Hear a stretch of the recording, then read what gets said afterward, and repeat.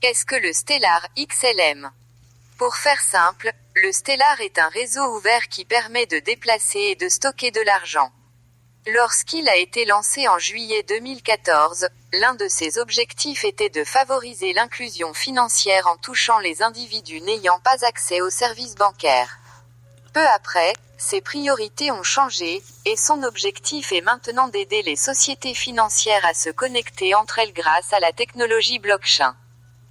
Le jeton natif du réseau, le Lumen, rend l'échange d'actifs transfrontaliers moins onéreux. Tout cela vise à concurrencer les services de paiement actuels, qui demandent souvent des frais élevés pour des services similaires. Si tout cela semble familier, il convient de noter que le Stellar était initialement basé sur le protocole Ripple Labs. Sa blockchain est le résultat d'un hard fork et le code a été réécrit par la suite. Qui sont les fondateurs du Stellar? Jed McCaleb a fondé le Stellar avec l'avocat Joyce Kim après leur départ de chez Ripple en 2013, en raison des désaccords liés à la future gestion de l'entreprise. En présentant la raison d'être du Stellar en septembre 2020, M. McCaleb déclare à CoinMarketCap, le concept du Stellar est d'avoir des devises fiat qui fonctionnent en parallèle avec d'autres formes de valeurs similaires et des cryptoactifs. C'est extrêmement important si on veut répandre ce genre de truc. L'objectif de M. McCaleb est de s'assurer que le Stellar peut offrir aux utilisateurs un moyen d'échanger leurs devises fiat en crypto-monnaie et de retirer ce frein que les gens ressentent en envoyant des fonds à l'autre bout du monde. Il est actuellement directeur technique de la Stellar Development Foundation. Cette organisation à but non lucratif a pour vocation de débloquer le potentiel économique mondial en rendant l'argent plus fluide, les marchés plus ouverts et les gens plus indépendants. Qu'est-ce qui rend le Stellar unique? Les frais de transaction représentent une barrière pour la plupart d'entre nous. Néanmoins, les coûts des paiements internationaux ne sont pas limités aux solutions de paiement fiat comme PayPal. Les frais de transaction sont aussi connus pour exploser sur les blockchains du Bitcoin et de l'Ethereum à cause de la congestion. Le Stellar est unique en son genre, puisque chaque transaction ne coûte que 0,00001 XLM. Puisqu'une unité de cette crypto-monnaie ne coûte que quelques centimes au moment de l'écriture, les utilisateurs peuvent conserver une plus grande partie de leur argent.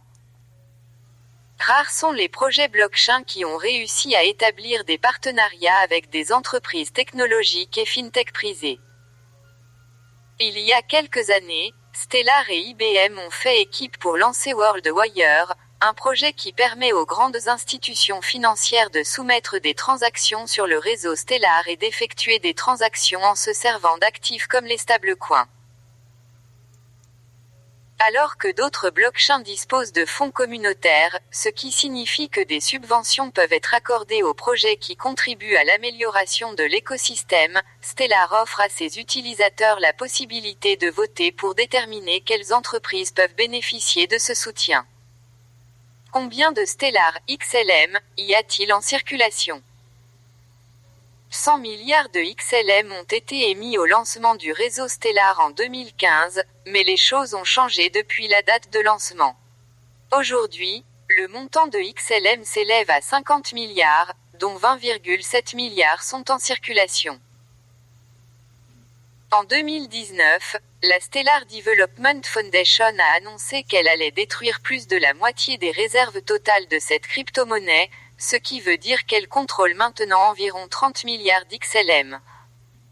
Alors qu'une partie de son capital est destinée au marketing et à l'aide au développement de l'entreprise, environ un tiers est réservé aux investissements dans d'autres entreprises de blockchain. Pour expliquer cette mesure drastique tout en promettant de ne plus détruire d'XLM dans le futur, la fondation affirme, la SDF peut être plus malléable et fonctionner avec moins de lumens. Les 55,5 milliards de lumens n'allaient pas faire augmenter le taux d'adoption de Stellar. Comment le réseau Stellar est-il sécurisé? Ce réseau est sécurisé grâce au Stellar Consensus Protocol, qui possède 4 propriétés principales, un contrôle décentralisé, une faible latence, une confiance flexible et une sécurité asymptotique. Grâce au SCP, n'importe qui peut rejoindre le processus d'obtention d'un consensus, et aucune entité unique ne peut se retrouver avec la majorité du pouvoir de décision. Les transactions sont aussi confirmées à bas coût et en l'espace de quelques secondes, et des mesures de protection sont mises en place si jamais des acteurs malveillants tentent de rejoindre le réseau.